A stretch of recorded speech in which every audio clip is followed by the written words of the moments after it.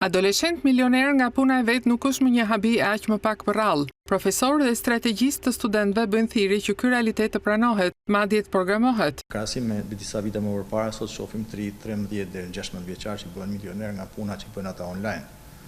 Dhe ky treg pune, tashmë edhe tek ne duhet të rikonfigurohet. Të rinjt janë vazhdimisht angazhuar në gjithçka që ndodh në pjesën e informatikës, kriptokurenci, po sigurisht edhe në gjithë analizat strukturore në punime që i bëjnë për kompanitë tuaja. Sot gjithë ky zhvillim teknologjik sigurisht ka shkrirë këto piramidat e dikushme dhe ne duhet i zëvendësojmë. Konsiderimi duhet të prek strategjitë e ekzekutivit, përfshir hapësirën e nevojshme ligjore. Shqiptarët përgjithsisht janë njerëz që e kërkojnë individualisht, kanë një egoizëm më të theksuar, e kërkojnë individualisht tregun, kanë parë që ndodh në gjithë tregjet ndërkombëtare dhe janë futur në mënyrë agresive në thojza në gjithë këto tregje. I ofrohet një mundësi krejtë ndryshme nga ajo që ne jemi mësuar, ndoshta duke respektuar gjithë shkallët e karrierës, vitet e punës, eksperiencës, takon qeverisë në radhë parë për të bërë një plan strategjik zhvillimi afatshkurtër. Programet universitare janë gjithashtu në sfidë me një zhvillim që ka përcen etapa edhe brenda një programi.